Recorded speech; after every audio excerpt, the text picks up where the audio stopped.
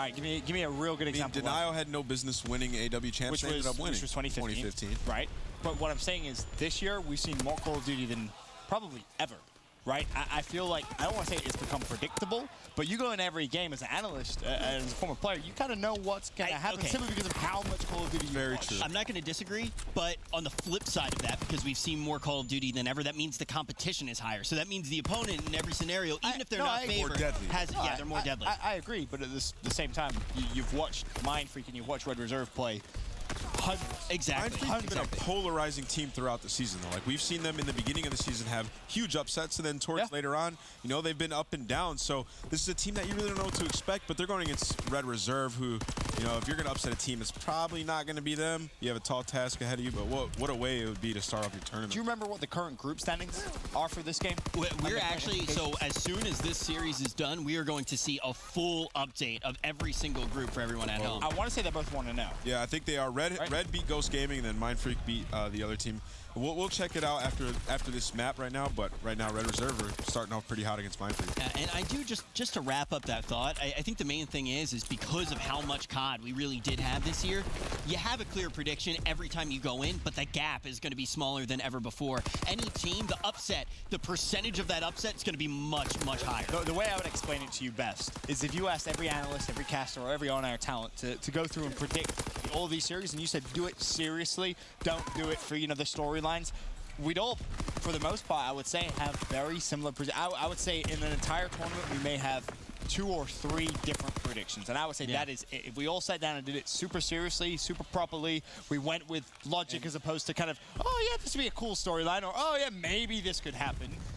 I think that's how kind of the skill gap has dictated this year. 100%. And also where we're not in agreement, it would probably be 50-50. Like, we would probably be split down the middle as to who predicted what. It's just been hard to decide who's going to win a tournament because, you know, I guess when it gets to that top 8 area, teams have become so good. This is the best teams have ever been in Call of Duty. Just as the years have gone on, these players have improved so much.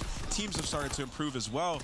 And, you know, it's hard to predict who's going to win. Like, nobody thought TK was going to be able to win, you know, Stage 2 playoffs, and they go out and win it. So it's been really difficult once it gets up to that area of teams deciding who's going to rise to the occasion. But Red Reserve, I think there's this statistic. They have only lost to Rise Nation 4 times in tournaments. 4 times. Their last 4 losses have been Rise Nation. So if they don't have to play Rise Nation, we might see Red Reserve coast all the way through a tournament, maybe catch a ring.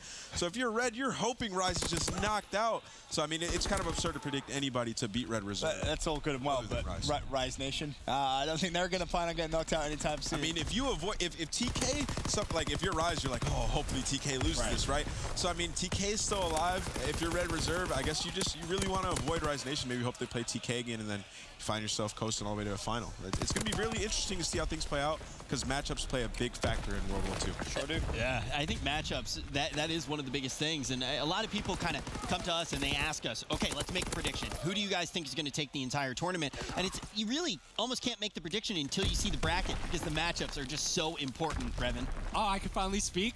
Is it my turn, guys? Absolutely. Is it my turn Revan, come on. You were observing the game. You look like you're in a happy little place. You guys wanted to talk really badly. I'll let you have it. I think for me, just coming to this series, I'm more hesitant to, you know, put some weight behind Mindfreak because we just spent so much time, you know, hyping up Tainted Minds and talk about their improvements and talk about how good they've been looking as of late.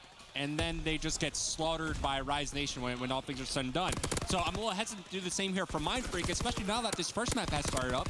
And they're down by 100 points. Well, I would say I would be hesitant to say that for Mindfreak against Red Reserve. I wouldn't be hesitant to say Mindfreak could push it to the limits of, you know, maybe some of the middle of the pack teams, LG, Echofox, those type of teams.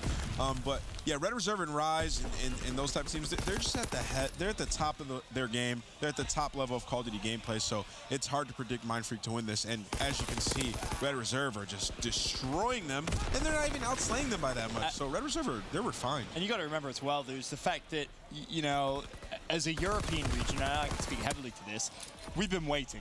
We've been waiting a long time for a championship, a world championship winning team. I mean, let's not forget the couple of hurdles that Europe's been able to do over the past couple of years. Oh, can we finally win a major in North America? Do that. Check that box off. You know, can we have an MVP? Check that box off.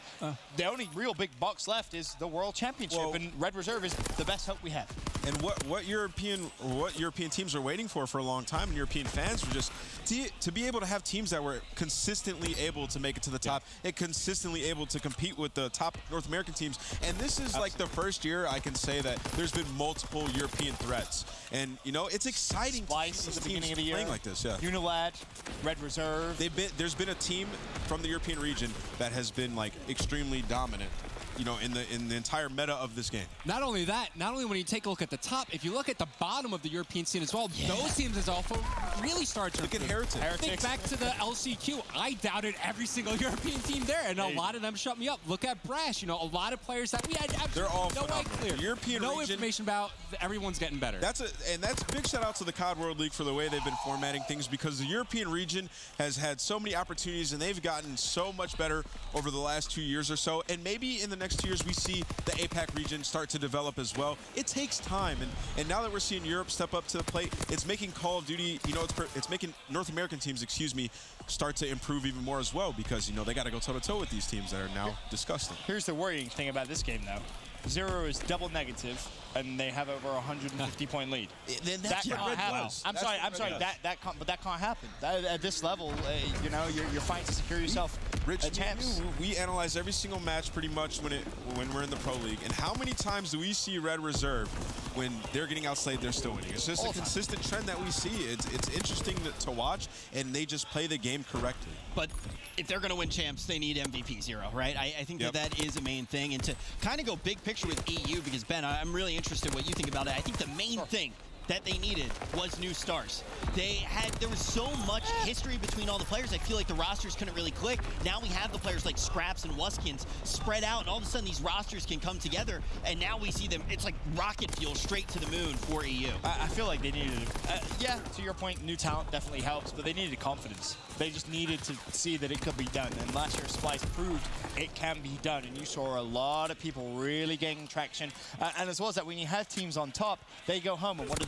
They practice against other European teams, and what does that do? Well, it makes the other European teams better. It makes everybody better as a collective group. Would you guys say that maybe it is Zero a little bit that kind of holds his team back from winning that championship? When he's performing at the top of his ability, I'm not saying that he's a bad player or anything along those lines, but I feel like Rated has really improved over the last few events. Even at playoffs, Rated was the player that was going off. Scraps has been doing his thing. I really am going to be looking at Zero, and I'm not just saying this because of this map. I'm going to be looking at Zero over the course of this tournament to see if he steps it up, because he's the player, in my opinion, that they need to step up to win a championship. Okay, so just adding on to your point, you would have to compare like who has like worst bad games, Joe or Zero. For me, those are the two players I'm looking at for Red Reserve. Rated, I'm not concerned about him. For me, he's been a top 5 player all year long.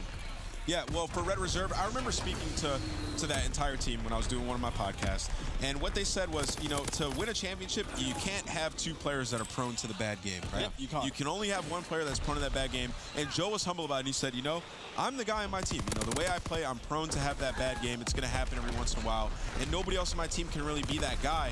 And the last few tournaments, it's been Zero at times, but when he was going off at Anaheim, it was so special to watch. He had some crazy moments, and they looked like they could have won that chip. So if he plays like that again, they can win COD champ. I'm going to be honest, this makes it surprise you, but I disagree. I really disagree. I think it's all for them. I know that's a weird thing to say, and it may seem like a very on-the-fence cop-out thing, but to me, their issue now is solely mental. It is a mental issue. They haven't beaten Rise. You brought up the stat before. They've lost 4 times. Who else has beaten them? Nobody. Well, their issue isn't like these, because they win with him doing that right now, right? Their issue is when they get to that top 3, you have to have that player stepping up, because when you play Rise Nation, TJ's contributing. You got Looney. All those players, they're going off, and it's making it so difficult for a team like Red Reserve to get over that hurdle and win that. But even to your point, when Zero was playing outstanding, they still lost. But they could have won. That's the closest it's been. True. And he was playing phenomenal in that. I don't disagree. I almost feel like, though, to a degree, where everybody's talking about symptoms right now, and Ben's actually talking about what the problem is. I actually do think it's a bigger mental thing than anything else, and that's going to cause most of the problems. Sure. I really do think so. And even when we talk about Zero as a player, right, we see him all of a sudden, pretty much every time he's on a new roster, he is one of those guys that in the honeymoon period is just frying people and then a steady decline. And then all of a sudden he's not getting the gas. This time it seems like Scraps. It's been a tough game. I wouldn't say a steady decline. I think what happened last year was, I think he would agree, and I don't think he would take any offense from me saying this, he got a huge ego, right? When you're the MVP, you're the greatest player in Call of Duty on the planet at a given time, you're going to get an ego. Anyone would get an ego at that point. But the problem is, this year has been a bit more of a humbling experience for him, I feel. And he's seen the good and the bad. For me, I think he's in a place now which is fantastic. And you can't have so many superstars. You got Scraps in this team to be that guy. He is that guy on this team. It isn't Zero. He's just not an intellectual. Well, Zero isn't the most intellectual player. And in this game, you know, there's not as many kills on the map now that they picked up Scraps. You know, Raiden and Scraps are just going off. You got to kind of play smart and, you know, do some of the dirty work. And that's a role that's going to be hard for Zero. It's very hard. That's hard for him. And they'll all say, like, that's a tough role for him to play. So I think if he's able to kind of just buckle down and he's able to play slower and just fill those gaps and just not have as many deaths. Like, I think he had like 30 deaths. Granted, they won the map. You're not going to be able to do that against Rise Nation. You're going to give up streaks at some point. You're going to lose. You're going to lose the map. So if he's able to play a little bit slower, they can definitely win this chip. And it feels like things are coming full circle for this Red Reserve squad. I mean, you think back to their issues at the very beginning of the game, 100% mental. Like, they would tilt off the face of the earth and mentally put themselves out of the games. And now we're starting to come back to, okay, maybe it's that mentality. And that's why I think Scraps was such a key pickup for this lineup. He's such a personable and likable guy that, like, when they find themselves in these moments in series where they're, like, down or the mood, you know, drops down a little bit, Scraps is usually the guy that will bring them right back into it and refocuses them. So maybe he's not being as vocal as of late, but, you know, maybe it is a bit of a mental thing for Red Reserve. They just can't get over that hurdle. Yeah. I mean, look at him. Like, right now, like, Scrap, like, Zero's laughing. He's smiling. I can tell you this. A year ago, if Zero went double neg on a MLG main stage, going into the next map, there's no smile. There's no even smirk. There's no. The way Zero thinks, we've heard him talk about all the time. He's like, hey, I have a bad game and we win the map. He's like, you know, these guys are the best players in the game on my team. I just need to step it up. He'll say it himself. He'll be like, if we want to win, I got to step it up. And that's something that I think that he can do. He's definitely capable of it. And just look at that year, season, man. Look at that. That's a great year. I mean, granted, you have that Birmingham event, which was tough for them, but you know, overall, they've been right there at the top, you know, all year long. So, but this could be one where they finally get that #1 there on their placement I was going to say, that's the only thing that's missing right there is that beautiful #1. If there's ever a time to do it, I know the Red Reserve guys, they would take every loss they've had all year just to win this World Championship. I'm sure every player out there would. It really is kind of life-changing. And you know, Revan, to kind of look back at how this team, how their chemistry actually does shape up again, because I do think it's a really important thing. You know, you can talk about ego, sure. Like, to a certain degree, we look at these guys and they all kind of have that rock star ego, maybe barring Joe in some degree or another. But I think Zero in particular has found a level of maturity because of Scraps, because he doesn't necessarily, even with having that attitude, and I think it's a good attitude, he never takes things too seriously. Well, look, I don't think you're ever going to have a team that works if you all dislike each other. And I think that's a big thing for these Red Reserve guys. They all get along. I always see them hanging out outside. Like, if you guys just hate each other, like, you're not, like, friends going into the match, like, it's just going to make it that much harder. It's just another obstacle to go over. And it's important to know as well, he went from the newbie on the block to, well, basically a veteran on the block, right? And that was a very quick transition, and he had to go through all those phases. You know, we have players in Europe like Tommy, for example, who've been around for over a decade, been at every massive major we've ever had. But then you have a player like Zero, who's still relatively new. People tend to forget, you know, he is still, quote unquote, a new player. He's gone through these levels of maturity so much quicker than other players have. But the fact he's found himself as grounded as he is now, he should be very proud of himself. Yeah, it's like almost like a 2 to 3 year period to, like, fully mature. It's like telling an 8-year-old to go out and get a full-time job. And Zero has done it phenomenally well. I mean, one of the top players in the world, on one of the top teams in the world, and now we're just curious, how far will Red Reserve be able to go at Champs? That's the question. And now, of course, they find themselves in the search and destroy against Mindfreak. 1-0 up. It was a very comfortable hardpoint, Revan. Really one which you kind of glanced at it. You thought, okay, this hasn't gone well for Mindfreak off the break, and didn't finish well either, that's for sure. As for Search and Destroy, Shocks, round 1, left in a 1v3. And that's the issue here for Mindfreak, because Search and Destroy is by far and away their best game mode. If they're unable to steal a hard point away from Red Reserve, they cannot win the series. They are absolutely abysmal when it comes down to CTF. I bring it up every time I cast them in the Pro League. So if they can't find these S&D victories and then one hard point, like Mindfreak can't win the series. They can't do it. Simply not going to be able to. As it's all beaming smiles on the face of Rated as everyone else gets a little loud, and you see Rated having a quick glance. All right, whoa, what else is going on? Well, you still got a series to win here, bud. And of course, I believe a 2-0 for them on the day solidifies them into tomorrow. So important game here. We shall see if they're able to close it out, though. Of course. Now that I think about it, like we were looking at the past tournaments from Red Reserve, like how many times have they started in the losers bracket, you know, throughout the year? So often, bro. Like I think every single tournament but one. So if they make it out of groups this time, like they're guaranteed to start in the winners bracket. Just not making it out of groups. Yep. It's already a good start for them. It could be a great start. The only question is who would they have to play, right? And with some of the other results maybe getting a little as long as it's not Rise, they should feel comfortable. Well, I believe Rise would have to play TK round one. If TK somehow do get out of their group in second, that's still very, very on the cards. Wait and see. And I mean, if you're Red Reserve, if all of a sudden TK find form on Friday and they were able to take that, you're smiling, you're laughing. Lots of dangerous teams still remaining. Of course, we've still yet to reach the bracket play portion here at the CWL Championships. Meanwhile, it's Joe left in a 1v3, down to a 1v2. Nade out over towards the bomb. Doesn't connect for the kill. No, it does not. Maybe a slight window of opportunity there for Joe. But in the end, the defuse is going to go over towards Mindfreak as they find their first round. It's last-ditch effort, really, just trying to Kobe that nade and see if he could try and find the pick. Ultimately, didn't get it. As Mindfreak win their first round here in the St. Marie du Mall Search and Destroy. So tied up 1 round apiece. A quick glance at the scoreboard, nothing too ridiculous. After 2 rounds of play, Scraps at 2-1, as is Rated. On the flip side, Den's 2-1, as is Buzzo.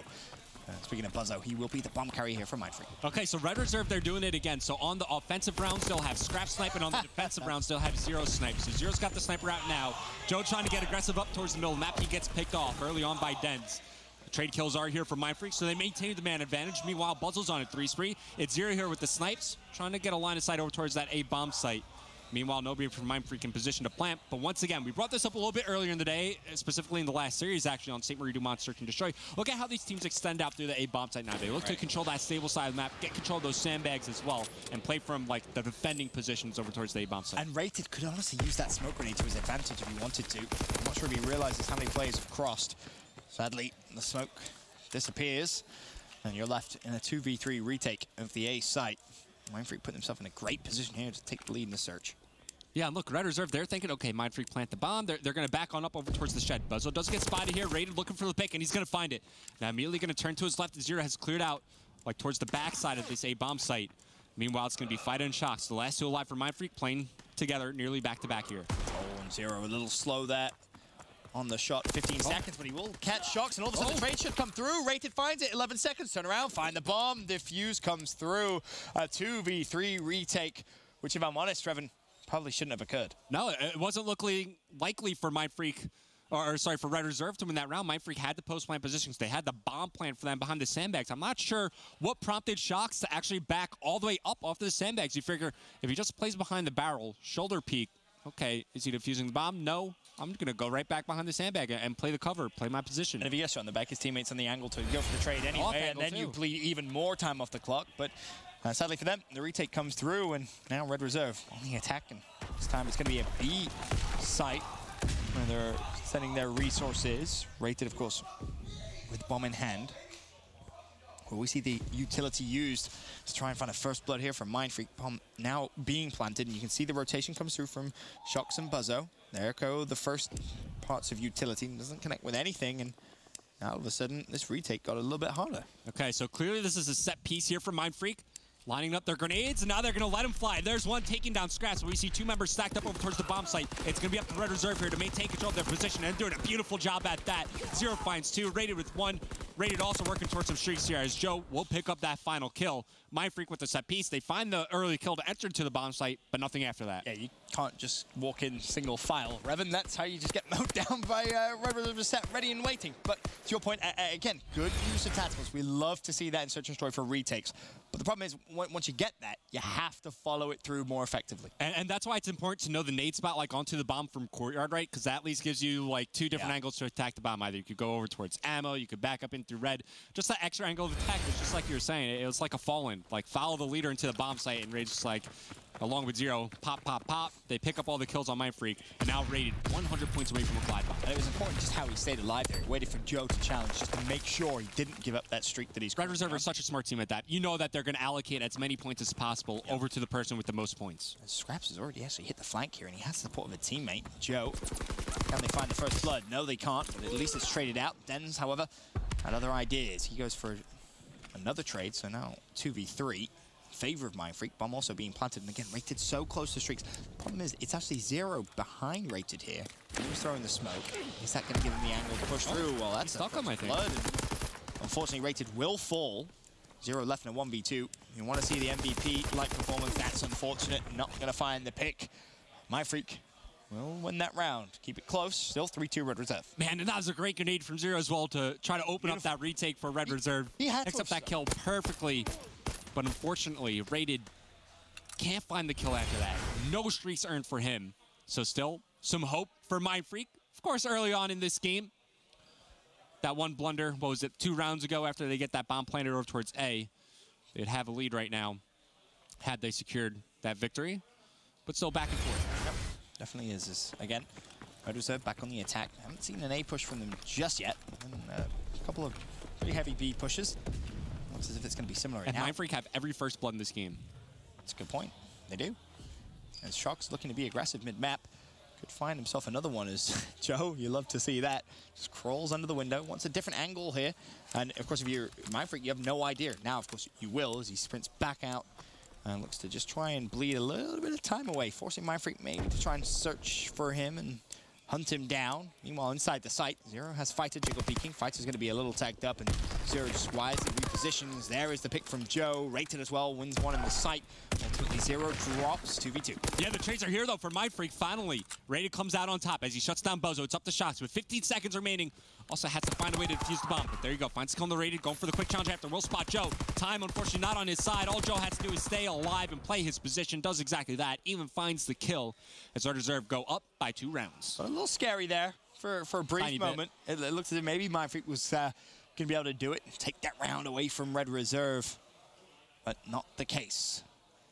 As Red do pick up the round, now they have themselves that 2-round cushion once again. 4 rounds to 2, and of course the win here puts them 2-0 up in the series, and at that point you're thinking, okay, it's probably going to be one of those 3-0 games. And look, even though this map doesn't determine the series, this is a must-win map for Mindfreak. Their CTF record, not good. Even though Red Reserve are definitely not the best CTF team out there, like still miles ahead of Mindfreak. So this is now more pressure put onto Mindfreak. But also important to remember that both teams right now, they currently sit 1-0 in their groups, so it's not like Mindfreak are eliminated if they lose this series. Yeah, they have that cushion. Ultimately, I'm curious to see the map for CTF. We'll see that when we get there.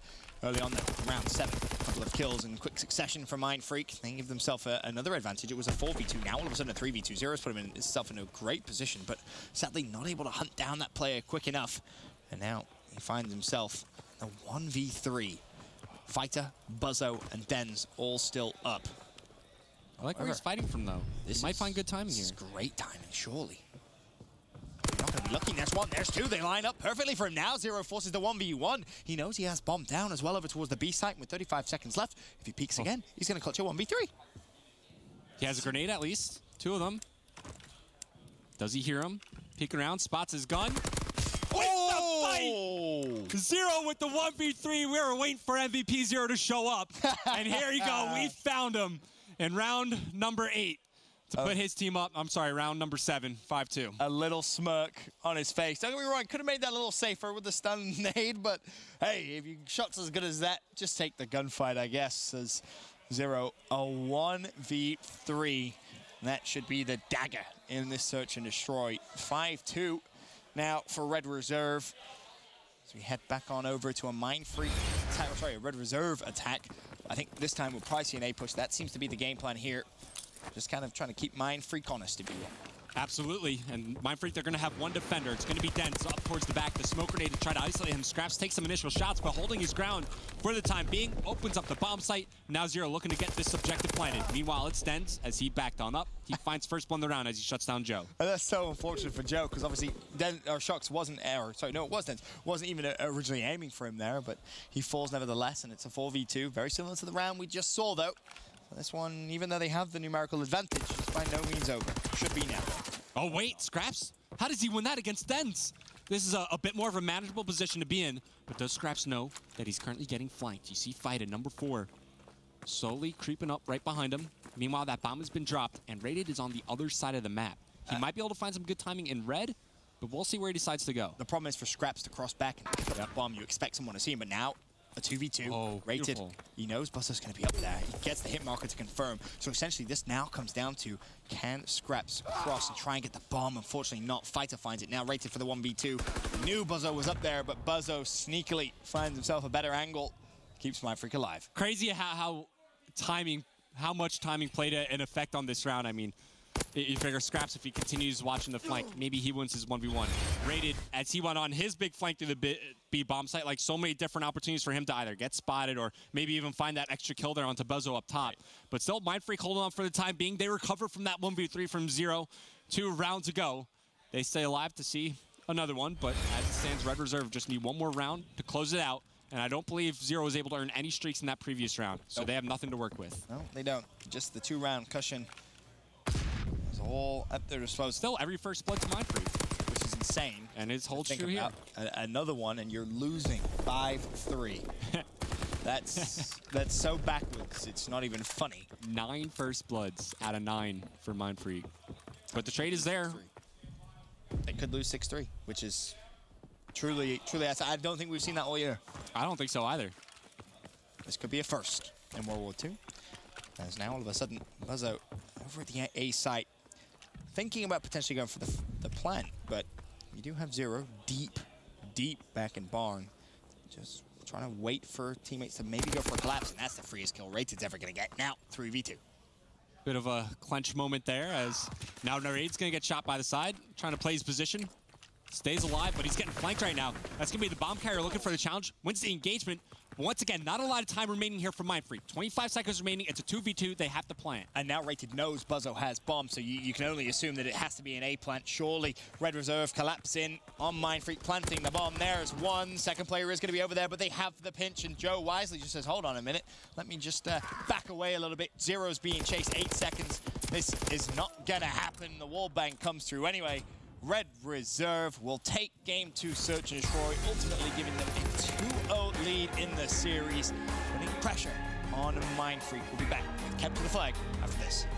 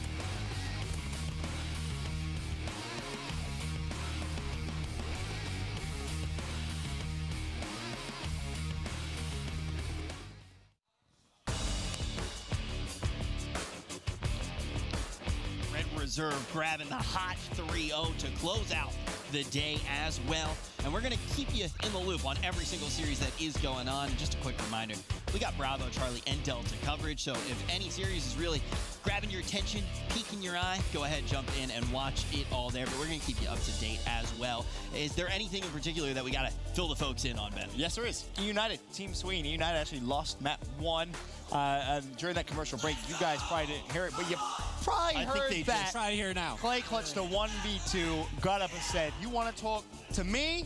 Well, that's what happens." He clutched an insane 1v2. He just said it again when they just closed out the game. He did. Yeah. He told them to sit down, and they were already sitting down. Yeah, that's when you know it's serious. Yeah, that's when you know it's serious. Down.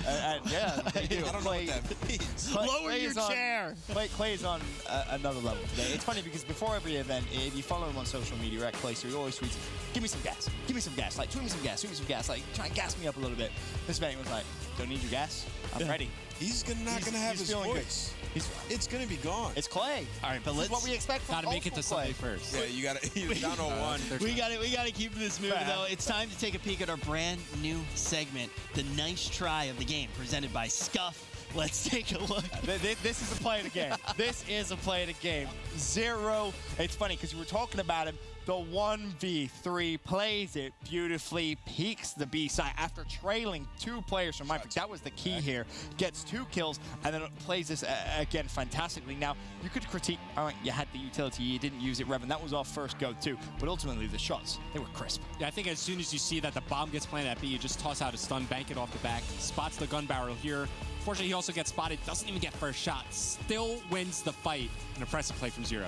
Yeah, I mean, that was more of just like a fail on Mindfreak's part. Like, you got 3 it's people not at called the CWL fail of the day. That's a play. I mean, you have 3 people at the bomb site in an enclosed area, and you're not looking at the top. So what are you doing? Like, somebody, even in that situation, if at least rotating, like watching this. And yeah, like jiggle peek it at least so you get a little bit of eyes on it. Make him gunfight you so he doesn't get like a 2-piece off bat. But I feel like nevertheless, that was a great play out of 0. But like Mindfreak, what are you doing? I think it was actually such a great play that it's actually the play of the game presented by Scuff of the day. Absolutely. Moving on. Yeah, we're just making on. segments. That's we are. We innovate on the day. 6 in 15 map record for Capture the Flag from Mindfreak. That is a terrible map record. I've been saying. That's what I've been saying. And that is an important game mode, especially when you get down to COD champs. Like, that game 3 can definitely be the swing mode for you coming back into series, and it's going to look really slow for them here. Maybe we should just go to the group graphic now and just chalk this one up to a 3-0 because that record not good. But it is worth mentioning, Red Reserve CTF, Revan, has not been the best. It really hasn't. Stage 2, you look at the flat tower losses that they were taking. It was really the start of a lot of reverse sweeps against them. Then all of a sudden you see them kind of mix their map pool up a little bit. They try and play some Ardennes Forest, but they play it so unbelievably passively that realistically their only form of attack comes from counterattacks. That's just how they had great success. You look at the likes of Joe going for sneak caps. That's really their main go-to here on this map. You know, sure, and while those points are true, I still would take, you know, a mediocre Red Reserve CTF game against Mindfreak's best CTF game. I wouldn't disagree with you, but there's definitely a chance for Mindfreak if they play, you know, aggressively. They pin Red Reserve at the back. Maybe they can try and force this one to a game 4 as Buzzo says, "Hold that, Joe." Actually gets the kill with the stick, and this is what you want from Mindfreak, right? It's that big, fast-paced, aggressive play style early on. Absolutely, it's a good setup here. They have a good spread on the map, lots of information gathered. Plus, you have Buzzo starting on the 3 spree. He's just looking to control the cabin side of the map. Now they're starting to find some kills, but unfortunately, they haven't created an opening for themselves just yet because they lose 2 players in these engagements. That alleviates a lot of offensive pressure that they could have put onto the Red Reserve base. The Red Reserve fight out. Now they can start fighting for map control themselves. Yeah, Buzzo close to streaks as well. Bear that in mind. 3 kills currently in a row. He's 380 out of 700, so still a little bit of work to be done. Red Reserve anticipating him to be here. The stun gives him the extra information. And Buzzo actually loved that play. Just wants to get aggressive, wants to push, goes for the trade, gets the trade. Now all of a sudden the flag becomes a very realistic goal of his, but ultimately rated off spawn, puts a stop to that. Buzzo, yeah, realistically, that's the right play to make, right? You recognize the opening, you want to go for the flag. Ultimately, the 1-0 lead could be a little more important than the streaks. This could be potentially another opening here from Mindfreak. 2 fall on the side of Red Reserve, but here comes Joe on the overextension. He's right above the flag carrier, can't find the angle. Fido wins the engagement, and that's progressing forward and making progress with this flag. Can Rated make a play for his team? There's one.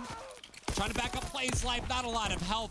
The first flag cap goes in favor of Mindfreak, and now they got some streaks on the board. That glide bump could come in handy here, especially if he's able to get 10 more points, secure the artillery barrage, and of course 35 points for the fighter pilot.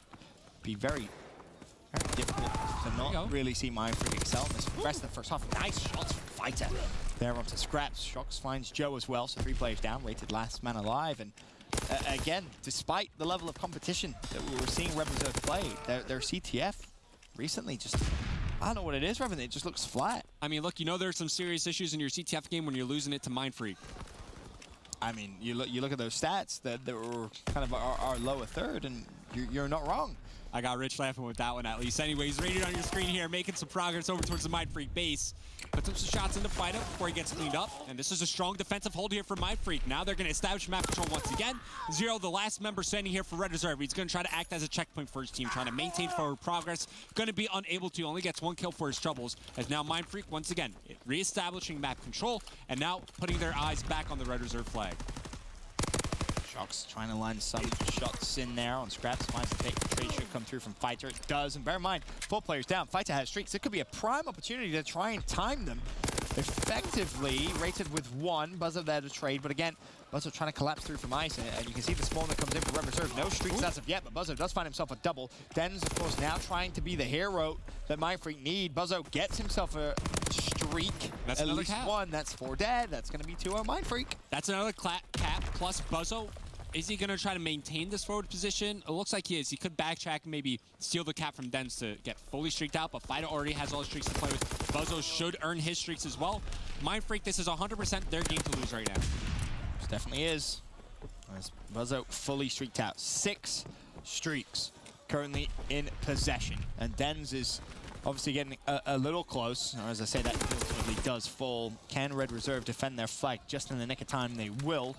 34 seconds left of the first half, and it has been the Mindfreak show. They were a little slow in map 1, very slow in map 2, despite getting every first blood of the rounds. They ultimately lose 6-3.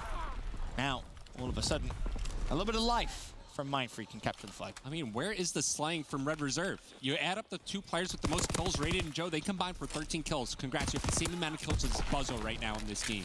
Everybody's showing up to play for Mindfreak. You have Fighter double positive, Shocks double positive, even Buzzo as well. And all Dens has to do is just his job on the map. Can Red Reserve get a final touch on the flag? Yes, they can. So they're going to extend this extra minute stoppage time. This could be huge to at least burn some streaks, maybe even get a cap on the board. Yes, Fighter's going to invest the glide bomb. He's going to spot a couple players up on the map. But let's see how much time he buys for his team. Now the question, which player does he go for? Leave it. Everyone else is Joe, back. the flag is still alive. Now the fighter pilot comes out. Zero still has it. He has Mountain, and now they don't know where he is. He's still going to cap the flag anyway. Gets close to some streaks in Red Reserve. Thrown a lifeline, a glide bomb, and a fighter invested. They had 6 streaks. Now they only have 4 left. And you can see the frustration there from Mindfreak. Yeah, you can see they're definitely not happy with how that last second played out in that game. I mean, you know, all they had to do is fend off their flag for 1 extra second, deny Rated from getting that final touch. And then the investment of the fighter pilot at the end there. Zero switches over to Mountain, so they obviously know that streaks were in play on the side of Mindfreak. Good play from Red Reserve, and just like you're saying, thrown a lifeline.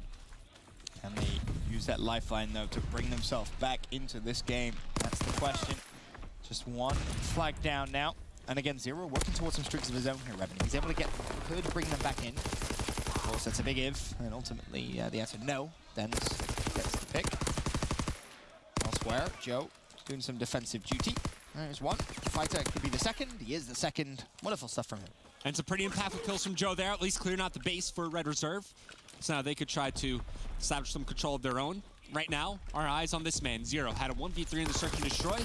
Let's see what he has in store for us in the CTF. Second half, if you're just joining us now, you still have plenty of streaks to use if you're on the side of Mindfreak, and Zero and Dens are just going to trade with each other's grenades, but slaying the big issue so far here from Red Reserve. Somebody has to step up, and they need to step up soon. Time is definitely of the essence. 4 minutes still to go. Fighting with a double over towards Ruin side. Now Rated trying to rotate over towards mid-map. Playing over to the right. It's going to be Shocks, and Shocks is going to get the better of Rated this time. Zero looking again over towards this side of the map. Finds the first pick. Can he find the second? It's Dens, mid-map, and A little bit of momentum starting to really get some traction if you're Red Reserve now, especially if Zero's able to find another pick. That's going to be 3 in a row for him. This is what you want to see if you're a Red Reserve. Okay, so kill by kill, they're slowly starting to open up the map, but where's going to be that one big push to break through the defenses of Mindfreak? It looks like the Red Reserve might be shaping up for that right here, Joe. He's going to kick things off with the kill onto Shocks, trying to continue to push on through, and maybe you want to see a defensive score sheet. Nope, they pick up the kills. Oh, they anyway. Yeah, they're certainly feeling the pressure there. Yeah, I think it's a good use. Yes, you deflected the pressure, but still, you weren't sure if those gunfights were going to be won, and you have 4 streaks, right? It's not like, oh, I only have a glide bomb. Do I use it? Don't I use it? You have the cushion of having so much extra utility. Now, of course, 3 streaks left. Still, Mindfreak in a great position to close this out. And it's nice for Red Reserve just to burn those aerial score streaks, so they just have to worry about the fighter play. Whenever in CTF you know those streaks are in play and you actively switch over to that mountain division, it slows you down so severely up on the map. You know that you're either going to get tagged up by a concussion grenade or a Semtex being thrown your way. One of those grenades is going to have some sort of impact because you're forced to swap your class over. But 2 minutes, 30 seconds now remaining on the clock. We've already touched on the streaks remaining for Mindfreak. And now Red Reserve, you're in that moment in the game where you just have to pick up the pace. Maybe you can't really worry about those streaks anymore. Maybe you can't even worry about rotating back to your base. You have to start putting on some pressure, and you have to find a way to burn those streaks. And the good thing for them, they're saving graces. Look how far pushed up Zero is over on the cabin side. And it allows Red Reserve off spawn just basically say, all right, let me go forward. Let me put pressure on Mindfreak. And all of a sudden, you could see them just kind of constrict onto the Mindfreak base. 2 big kills, and now Mindfreak left. And essentially, to play some big defense, the fighter pilot's going to get drawn out. Zero's safe for now. The problem is that wherever the player is going to spawn, they spawn all over him right now. And ultimately, flag stopped again, but another streak has been burned. And you still have time remaining if you're Red Reserve, so that's a good offensive push from them. At least you get something accomplished. Even if that something is burning that streak, it's still something to work with. Now, you could swap off that mountain division because you know it's only artillery barrages left to play. Now they're starting to find some more opening kills. They're putting more and more pressure onto that Mindfreak base, and these kills are so crucial for Mindfreak to make. They get one. Dense falls, Joe keeping the pressure, and he gets a grenade kill after. But the problem is he's running directly towards 2 Mindfreak players. Luckily, they should manage to out-trade. The kills come through. The flag has been picked up. Now it is unrated. He needs a big defensive stand. And he's in a good position to make that happen. Now you're going to see the artillery barrages called in, but there's one player up in the middle lane. Scraps is going to spot him. Scraps wins the 1v1. Do they invest the second artillery barrage? You see him trying to call it in, but Joe picks up the kill on the buzzer before he can do it, and Red Reserve have tied this game up. I'm not sure how, but I'll tell you how. Mindfreak buns at CTF. That's how. 6 streaks, Revan. 6 streaks, and all of a sudden, we find ourselves at 2-2. Is there any further streak progression for Red Reserve? The big question. You have Zero with a couple of kills, 3 kills? Scraps with 2, but he's the closest. Realistically, Joe gets a double and all of a sudden says, go, go, go. Is this the push for Red Reserve? Joe not going to win the gunfight, but again, keep your eye on Scraps. Number 5, if he gets streaks, even if it's just for overtime, Revan, it's going to be massive. Oh, absolutely. And the big thing for Red Reserve on this push is they find some footing on the outside of Ruin. This is it. Rated finds the second. There's one defending player remaining. He does get spotted, but Scraps, yes, back on up. Play the safe play. You know that there's only 15 seconds remaining, and the reinforcements are there for Mindfreak. The spawn's about to come in. Back up, play your life, earn those streaks, and potentially win your team the game. Is Joe going to go for one last miracle play? You're not close to streaks. Doesn't matter, the nade comes through. Not going to happen. This one, not over just yet. And what did I say? Overtime. What did I say? A minute and a half in the game when Mindfreak got fully streaked out. It was their game to lose. They haven't lost it just yet. But they're on that path. They're on that path. I believe there's still 1 artillery barrage because Buzzer didn't actually call his in, didn't have time. Artillery barrage versus a glide bomb plus potentially more for Scraps. Okay. Okay. Or did Scraps earn the glide bomb yet? Can we go over to Scraps real quick? I know he's close to whatever. Okay, so 50 points from the glide, so you maybe try to get an assist off the start. And he's actually going to be starting with an assault rifle, so he's going to slow down and really play for these streaks. Red Reserve are going to need him. Because when they were on this side, don't fight that. Didn't look good. You still have your nade. Bear that in mind as well. I'd even back up. He's going to get shot from like cabin or something. This is not a nice position. And wisely, Scraps does just back away. Even if you just trade spots with Zero, like that's a fine place to fight from, you know? Right. And for Red Reserve, you can see the game plan. It's not be crazy aggressive. It's let's get Scraps the streaks and then be aggressive. Scraps, a gunfight that he needed to win, and it's Shocks that gets the better of him, and all of a sudden Mindfreak now on the attack. Joe needs to win that gunfight defensively, not gonna happen. Mindfreak with some good map control. Potentially a game-changing interaction there from Shocks as he shuts down Scraps for earning those streaks. Now, as a minute expires here in overtime play, it's going to be Mindfreak on the offensive end. And we've seen Red Reserve as they were trying to stop these pushes where they failed because they were unable to find any footing, any initial kills out their ruins. But now the man advantage heavily in favor of Mindfreak. They're finding the kills. Red Reserve starting to spawn on out. Mindfreak starting off with some early tempo here. Oh, and Scraps, he didn't know whether he wanted to overextend or whether he wanted to pull back. Ultimately, that second could cost him. As Rated. That's two. Has made his way over towards bunker. Is it going to be a counter cap? Is it? They're going to use the artillery here. Okay. Well, he's already through, though. His teammates aren't. Middle lane open. So, big win from him. Rated has to try and find the line of sight. Oh! In comes Zero on the flank. That's two. That's three. That's four. They know where the last player is. The artillery is useless. It's classic counter-attack Red Reserve. Flag has been pulled. They're through bunker. Now it's a foot race on the overextend for Mindfreak. They have to go. They have to be quick. And I don't think they're going to get there. Joe, the first line of defense, ultimately does drop. So, Why are you pushing the ruins? Just wait on the outside of ruins, Joe. Sit in the corner. It's what you've been doing all year long. All you have to do is block off that lane. But Mindfreak are able to break on through. Despite some blunders a little bit earlier on, they forced a stalemate situation, and they're at least extending the time in this game. 2 minutes 50 still to go. See Buzzo trying to take the game into his own hands, tries to pre-fire. That's a big win from Scraps. Even with 2 players down, Red know he can't just aimlessly push up here. The bell spawn comes in from Mindfreak.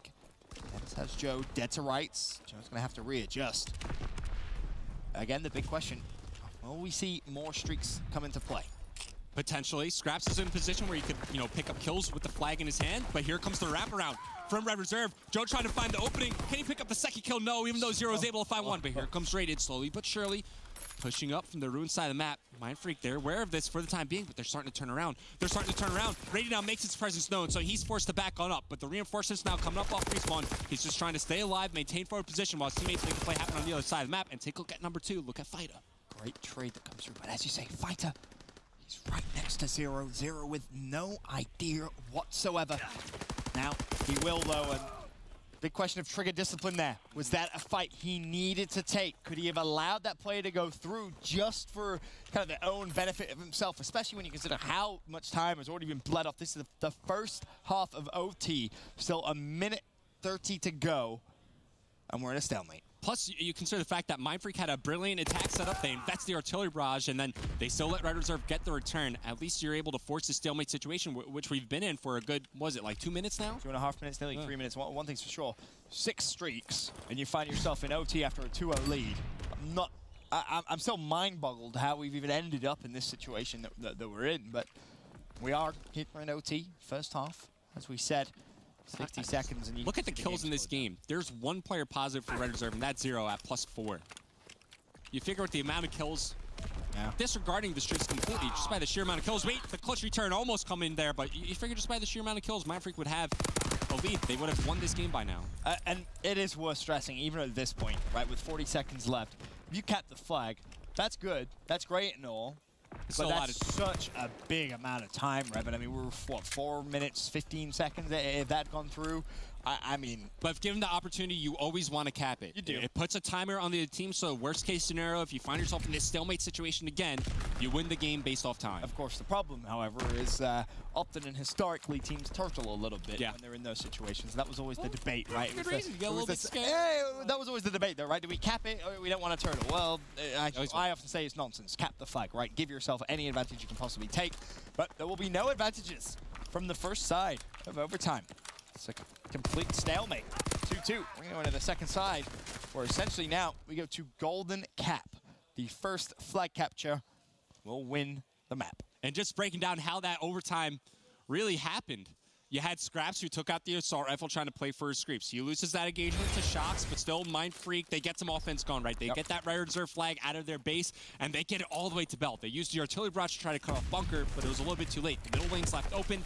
Red Reserve get a clutch return. They're looking like they're going to cap it, but then Mindfreak pushed through ruins, and then they force a stalemate for the remaining time. But early on, it's Joe once again he could have an early flag grab here. And he gets just that. If he cuts middle here, this is beautiful. Could bamboozle 2 players, and all of a sudden you're left chasing the minimap.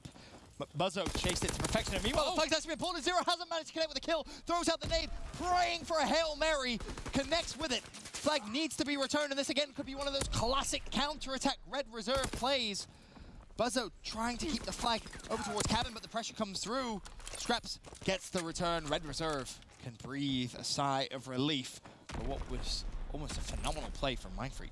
And that was a big decision for Scraps to make. Because he pushes through back ice, he could go for the Mindfreak flag, he could wrap around ice, decides to wrap around, takes out Buzzo, gets the return after, and now Red Reserve.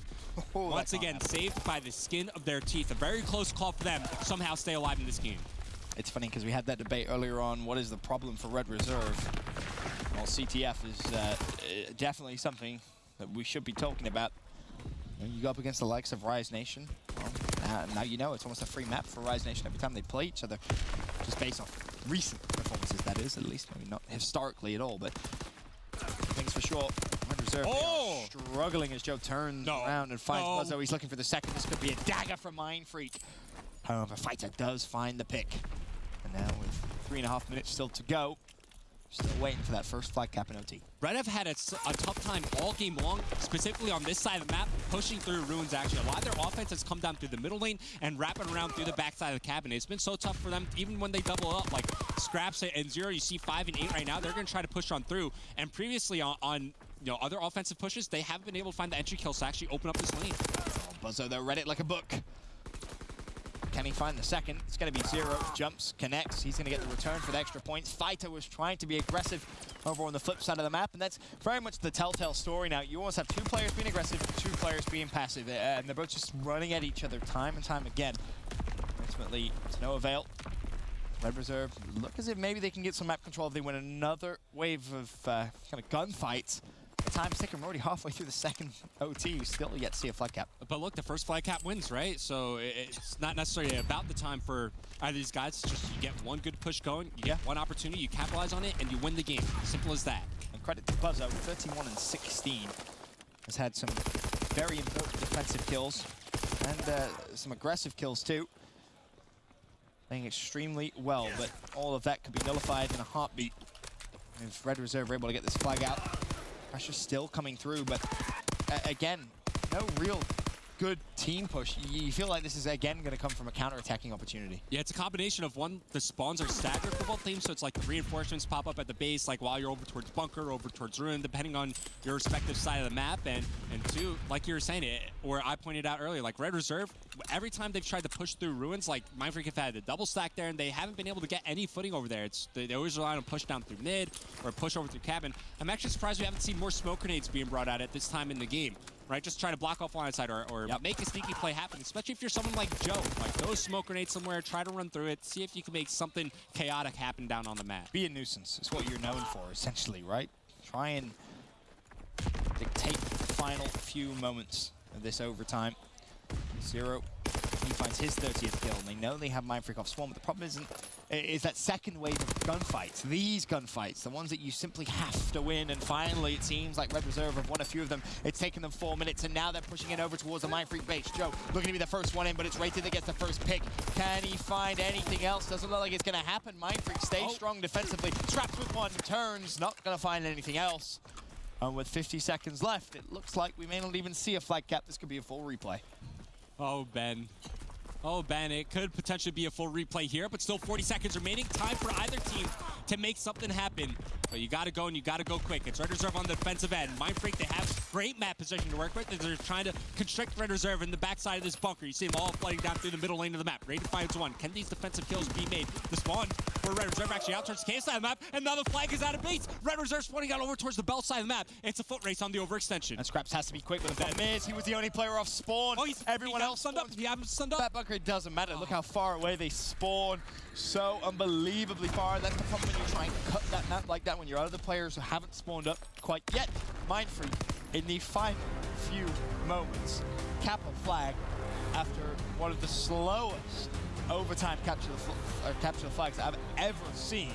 will stay alive in this series 2-1. Yeah, I mean, ultimately, yeah, I remember it was a few years ago, but Mindfreak looked like they were going to take that quite a while ago. They finally managed to do it, but we got to go to a quick break. When we return, we're going to find out who is going to take this series.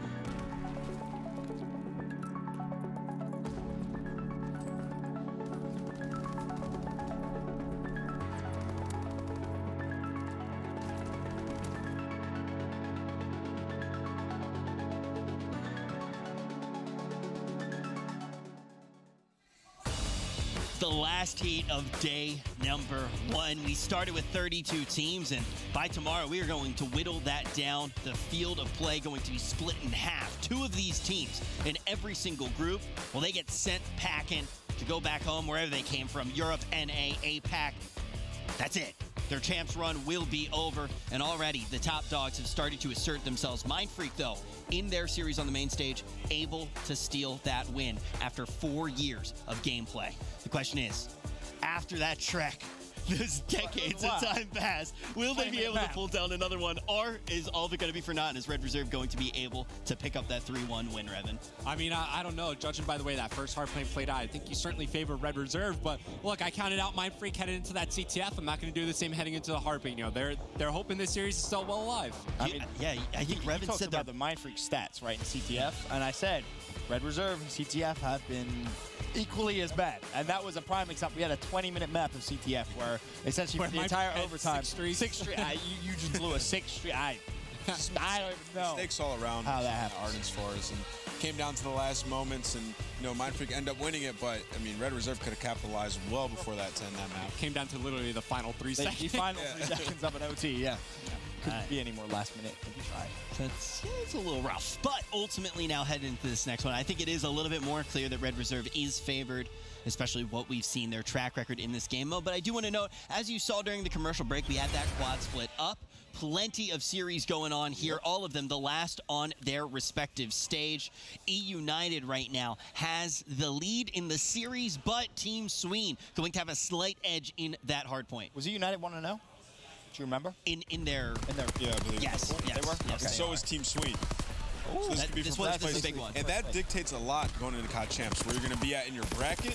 And for Team Sween to do that, like, I did not expect that at all out of Team Sween. I'm glad you mentioned that, because it's something that you've been pretty vocal about is, champs often in group stages, sometimes the upsets happen, and that's how you get these funky brackets, stack brackets. You mentioned, what was it, AW? We saw Optic Denial, round 1. Yeah, and that creates the storyline. So, like, you can't mess up in group play. You want to get that first place finish, and you want to be able to start strong to make your late tournament easy. You want the end of your tournament to be the easier part. You don't want to start off in such a pickle that you're just gassed going into Sunday. And that really is the big thing. It's like, as much as people ask for prediction, it's like, yeah, you can give the prediction now, but when you actually get to Friday and you have the bracket, it needs to be, oh man, almost seeing through walls there. Is that Superman? Back.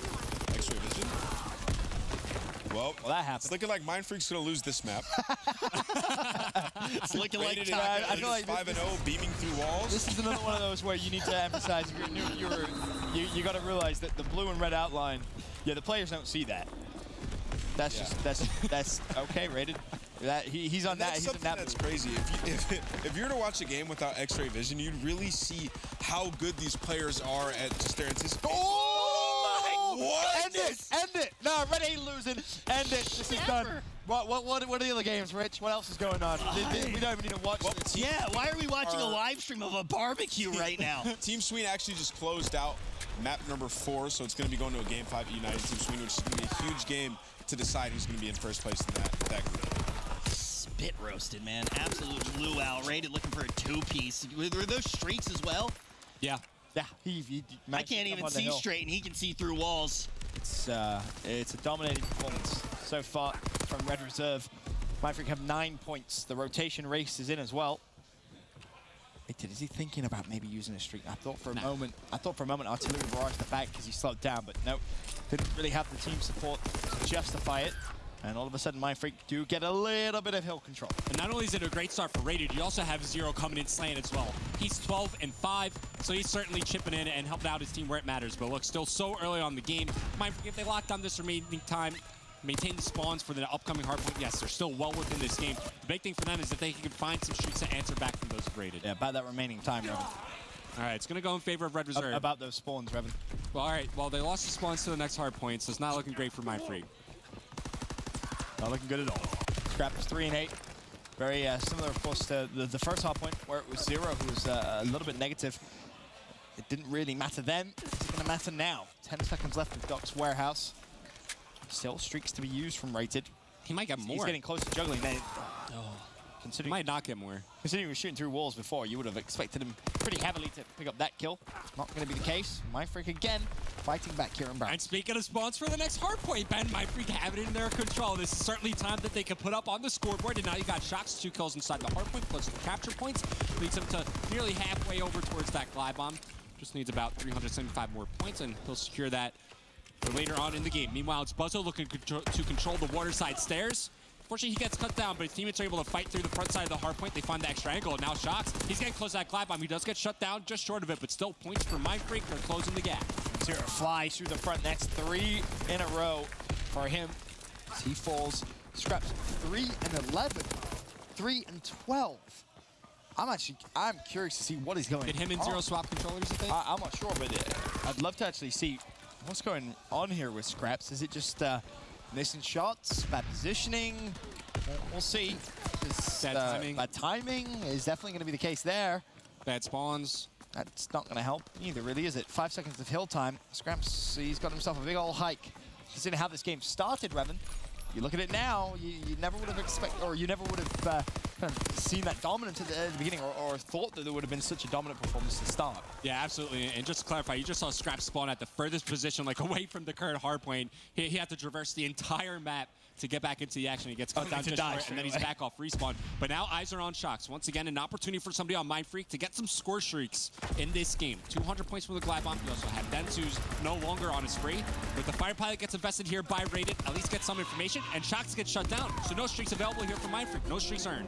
Zero, he's getting loud as well. 20-13, his current stat line.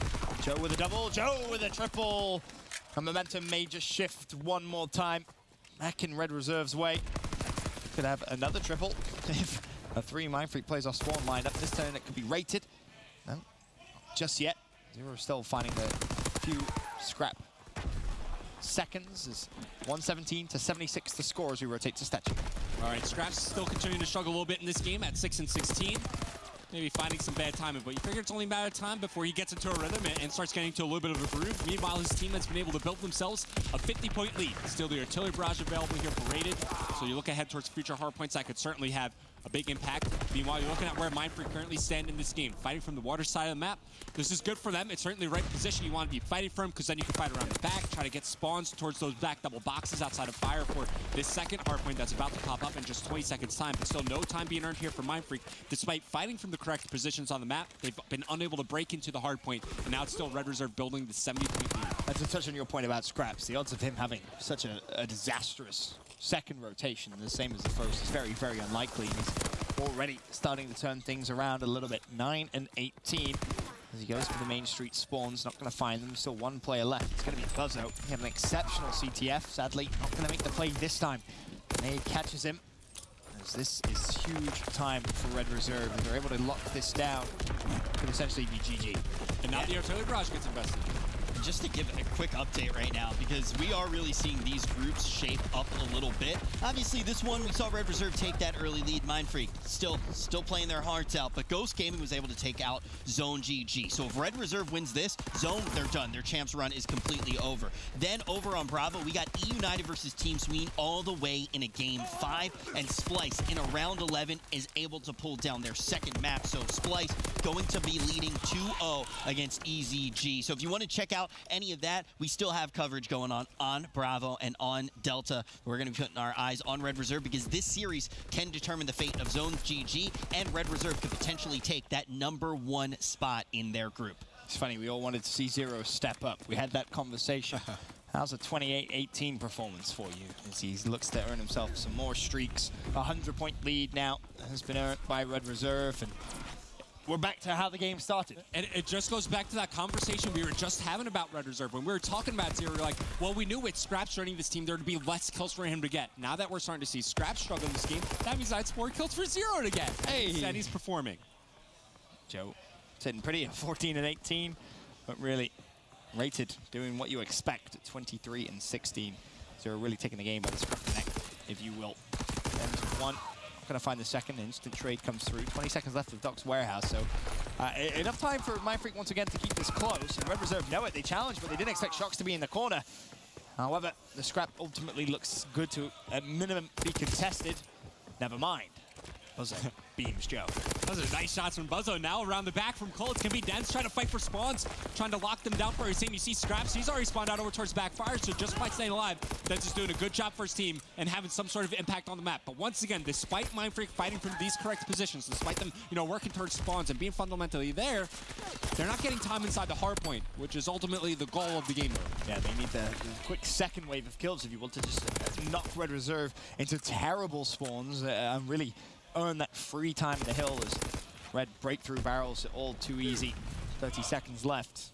206 to 134. The game won't mathematically be over, Revan, but you have to think at that big of a lead, it's almost impossible to lose.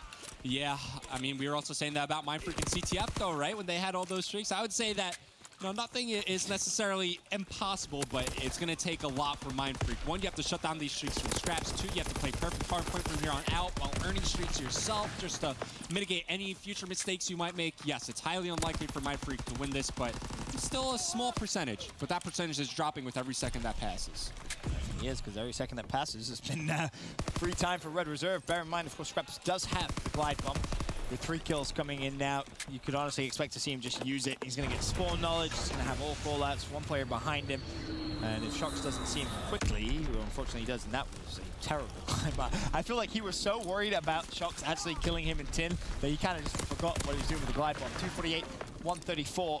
Mindfreak, they stay alive by just a 2-second cushion. Now, even though the glide bomb whiffs, you still force Mindfreak to spawn like 10 seconds away from the hardpoint, so while that doesn't pick up any kills, you still get like a free 10 seconds. Now you're just 2 seconds away. And now Mindfreak, you have to find a way to deny scrap time, win the rotation. There's so many things on their checklist. I'm not sure they'll be able to accomplish it. Should be Red Reserve potentially closing it out on this current hardpoint, if not the next. We could be looking at maybe one of the greatest hardpoint comebacks of all time. It's a bold statement, but with 5 seconds to rotate. Lightning Pandas did it in the LCQ. Rated wants to just close it out here. Not going to get it. Rotate over towards Statue. I can't believe Mindfreak still alive for now. Rated coming in from Fireside. Joe jumps to the hill, falls. Rated just hopping the hill, pulls out the pistol. He falls. Someone do it. Mine. Stay alive in the hill. 1 second. They got streaks. There's no way. Joe, just challenge. The kill comes through. He hops out the glide bomb. Beautiful decision from Fighter. How is Mindfreak still alive? Potential artillery barrage could be earned here. 249 to 189. Red, there's no way. You need 1 point. They're not finding it. They're not finding the entry. No kills going in their favor. Mindfreak have a perfect setup going. They're finding the kills. They're stopping Red Reserve in their tracks. Spider falls. Gotta get in the hill. Be the last second tick. No, not just yet. Rated with the kill in the Buzzo. There's that final second as Red Reserve close out the series here against Mindfreak. And this settled the fate of quite a few teams. Zone GG, but no longer in the competition, no longer going to be competing at champs. And Red, it's looking like they are going to lock up the #1 seat in their pool, that #1 position. We're going to be running to a quick break, but you do not want to go anywhere, because right after that break, we are going to show you where every single team still stands in their groups.